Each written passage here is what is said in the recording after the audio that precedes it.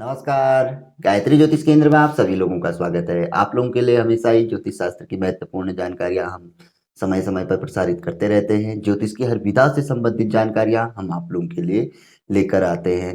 जन्म कुंडली विश्लेषण व जन्म कुंडली में बनने वाले योगों से संबंधित व दोषों से संबंधित भी जानकारियां आप लोगों के लिए हम प्रसारित करते रहते हैं।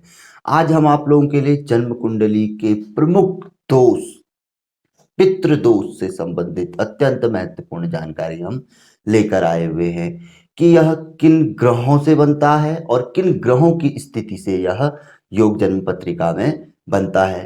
पितृदोष एक ऐसा दोष है जिसे हम ये मानते हैं दैवीय पीड़ा, अज्ञात पीड़ा, जिसका इलाज संभव नहीं होता है, कि अपने आप समस्या आ जाती है। तो पितृदोष के कई लक्षण हैं। पूर्व में हम बहुत सारे एपिसोड लेके आए हैं। इसके बारे में यह भी कहा जाता है कि पितृदोष क्यों हमारे जन्म पत्रिका में आता है। तो बताया जाता है कि यह हमारे पूर्व जन्म के खराब कर्मों का फल व हमारे पूर्वजों, पितरों के द्वारा किए गए खराब कर्मों का फल हमें इस जीवन में भोगना पड़ता है। और इस स्थिति को हमारी जन्म कुंडली स्पष्ट तौर पर जाहिर करती है। तो जन्म पत्रिका को देखकर हम स्पष्ट तौर पर पता लगा सकते हैं क्या हम पितृदोष से पीड़ित हैं या नहीं। यदि हम हैं तो उस पितृदोष से संबंधित हम उपाय हमें अवश्य ही कर लेने चाहिए। काल सर्प दोष को भी पितृदोष कहा जाता है। ग्रहण दोष को भी पितृदोष कहा जाता है। तो जिन लोगों को काल सर्प दोष और ग्रहण दोष, सूर्य ग्रहण दोष, चंद्र ग्रहण दोष के बारे में जानकारी नहीं है तो उसको हम ये चीज भी बता देते हैं। इसके अलावा और भी कैसे पितृदोष बनता है, मजबूत पितृदोष यदि वह स्थिति हो तो अवश्य ही जानना चाहिए कि पितृदोष हमारी जन्म पत्रिका में है। पहला जो हम सबसे ज्यादा आजकल प्रचलित है, काल सर्प दोष, जिसे पितृदोष भी कहा गया है, श्रापित दोष भी जिसे माना जाता है। जब राहु और केतु के बीच में सभी ग्रह फंस जाते हैं तो इसे काल सर्प दोष कहा गया है।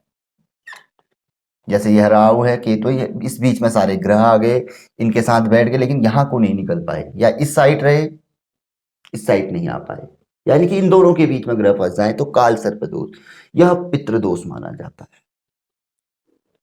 इसको भी पितृदोष की श्रेणी में माना जाता है। दूसरा, ग्रहण दोष, जब सूर्य के साथ चंद्रमा, ये सूर्य के साथ राहु और चंद्रमा के साथ राहु या इनके साथ केतु, सूर्य केतु से युक्त या राहु से युक्त हो जाए, चंद्रमा राहु या केतु से युक्त हो जाए, तो वह स्थिति भी पितृदोष की मानी जाती है। ग्रहण दोष भी पितृदोष में ही आता है, काल सर्प दोष भी पितृदोष में आता है। यह तो एक सामान्य जानकारी है, यह लगभग लगभग सभी लोग जानते हैं। इसके अतिरिक्त जो अन्य चीजें मानी गई हैं, जो इनसे भी पावरफुल मानी गई हैं कि यह बिल्कुल मानना चाहिए कि पितृदोष है। पहला, सूर्य का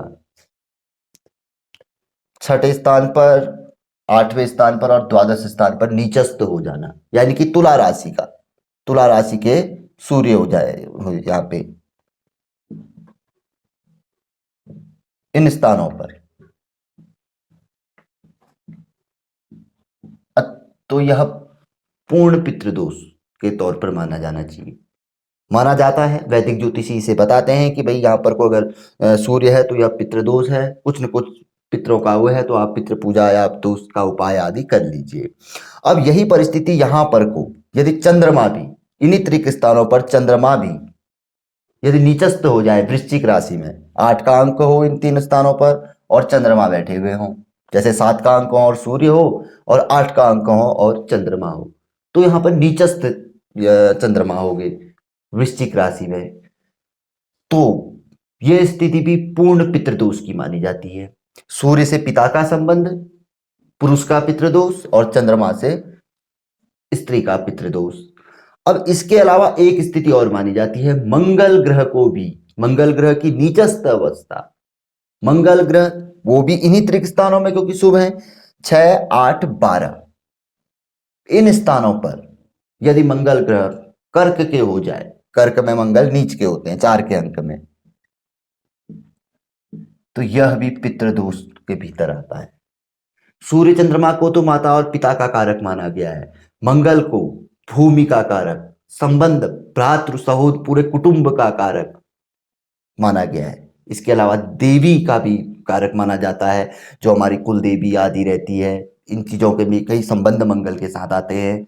जो परंपरा अनुसार भी अलग अलग जो परंपराएं वहां पर को चलते हैं, वहां पर को मंगल का संबंध माना जाता है। तो वैसे भी अगर ग्रहों के अनुसार देखें तो मंगल की भी नीचस्थ जो अवस्था होती है, यानी कि मंगल कर्क राशि में हो और नीच के हो, तो वो स्थिति भी पितृदोष के भीतर आती है। और यहाँ पर को अगर व्यक्ति ध्यान नहीं देता है, वह राहु केतु के बीच में फंसे ग्रह काल सर्प दोष जो 12 प्रकार के होते हैं, जिसमें पद्म महापद्म शंखचूड़ और शंखनाथ, ये काल सर्प दोष काफी अच्छे भी माने जाते हैं या व्यक्ति को काफी तरक्की तक देते हैं। इसके बारे में भी हम पूर्व में आप लोगों को बता चुके हैं। तो ग्रहण दोष के बीच में के जानकारी इसी अवधि में हम आप लोगों के लिए पूर्व में लेके आए, लेकिन यह पितृदोष के भीतर आता है। तो इनसे संबंधित उपाय बताए गए हैं, उनको अवश्य ही कर लेना चाहिए। किंतु सूर्य की नीच अवस्था भी पितृदोष को पूर्ण दर्शाती है। अब इन स्थानों के अलावा भी सूर्य और चंद्र ग्रह नीच के हैं, तो भी आंशिक पितृदोष किसी न किसी प्रकार की बाधा व्यक्ति के जीवन में अवश्य ही रहेगी, क्योंकि सूर्य चंद्रमा प्रमुख ग्रह होते हैं और मंगल का स्थान भी बिल्कुल वैसा ही है, क्योंकि रक्त का पूरे शरीर में संचार मंगल ग्रह द्वारा ही माना गया है। तो और भी कई चीजें इसमें देखी जाती, तो मंगल ग्रह की स्थिति भी यदि बहुत अत्यंत कमजोर जन्म पत्रिका में आए तो पूर्ण पितृदोष, और कम भी आ रही है तो भी कहीं ना कहीं पितृदोष के लक्षण अवश्य ही देखने में आते हैं। यह हमारे जो वैदिक ज्योतिषी या हर कोई ज्योतिषी इस बारे में आपको बताते हैं। किंतु जिन लोगों को इस बारे में पता ना हो तो वो यहीं पर यह ना समझे कि सिर्फ काल सर्प दोष और ग्रहण दोष ही पितृदोष होता है, इसका हम उपाय कर ले तो हमारा समाधान निकल आएगा। ऐसा नहीं होता है। अन्य ग्रहों से भी सूर्य चंद्र और मंगल की स्थिति भी देखी जाती है, और इनमें भी जहां पर को सूर्य चंद्रमा जो ग्रहण दोष में युक्त रहते हैं, तो यहाँ पर भी बड़े विशेष उपाय होते हैं। एकदम से हम कुछ उपाय करते हैं तो हमें लाभ देखने में शीघ्र नहीं आता है, तो लाभ के लिए हमें लंबे समय तक उपाय करने पड़ते हैं। और सबसे महत्वपूर्ण बात, जन्म पत्रिका में बढ़िया तरीके से देखकर विश्लेषण करके यह बिल्कुल क्लियर करना पड़ता है, इस पर ये निष्कर्ष निकालना पड़ता है कि आखिर समस्या क्या है, किस ग्रह के कारण हमें बाधा है, किस ग्रह के कारण पितृदोष आदि है। तो यह चीज, तो वह चीज निकल जाए, उससे संबंधित उपाय हो, तो अतिशीघ्र कम समय पे ही यह दोष दूर हो जाता है, और जो रुकावटें होती हैं वह दूर हो कर व्यक्ति को अच्छा समय भी देखने में आता है, यानी कि शुभ समय देखने में आता है, शुभ फल प्राप्त व्यक्ति को होना शुरू हो जाता है। तो ऐसा बहुत बड़ी समस्या नहीं है पितृदोष की। पितृदोष के लिए लोग कई उपाय करते हैं, नाग नागिन का जोड़ा आदि कई प्रचलित उपाय है, शिवरात्रि है, नाग पंचमी है, कृष्ण जन्माष्टमी है। तो इन पर जो पर्व आते हैं, इन पर्वों में लोग बड़े बड़े उपाय आदि करते हैं पितृदोष से संबंधित। और भी कई चीजें हैं। तो कुल मिला के जो हम आज आप लोगों के लिए यहाँ पर कोई छोटी सी संक्षिप्त सी जानकारी लेके आए, क्योंकि विस्तार में तो जाएंगे तो हर 12 प्रकार के काल सर्प दोष हैं, उसमें से भी जैसे तक्षक है और घातक है, विषधर है, शेषनाग है, ये काफी खराब है, यहाँ पर को बनते हैं तो यह कहीं ना कहीं यह पितृदोष और ज्यादा मतलब खराब माने जाते हैं।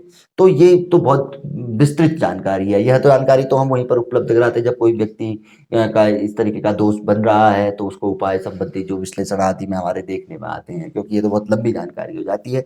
तो संक्षिप्त तौर पर यह जो जानकारी थी यह पितृदोष से थी, कि ग्रहण दोष, काल सर्प दोष, और इसके अतिरिक्त सूर्य ग्रह क्या नीच अवस्था, चंद्र ग्रह की नीच अवस्था, और भौम यानी मंगल ग्रह की नीच अवस्था यदि हो जन्म पत्रिका में, तो भी हमें पितृदोष को जानना चाहिए और समाधान हेतु उपाय आदि अवश्य ही कर लेने चाहिए। तो यह जानकारी आप लोगों को पसंद आई तो आगे बढ़ाकर आप शेयर कर सकते हैं इस जानकारी को। नए लोगों से आग्रह रहता है कि चैनल से जुड़िए, सब्सक्राइब करें, बेल आइकन दबाएं। बहुत अच्छी जानकारी के एपिसोड है, देखने में सुनने में आप लोगों को मिलेंगे, लाभदायक है, कहीं ना कहीं लाभ आएंगे। तो मिलेंगे ऐसी किसी बहुत अच्छी जानकारी के एपिसोड के साथ अगले वीडियो में। तब तक के लिए नमस्कार, जय श्री राम, जय श्री कृष्णा, ओम नमः शिवाय।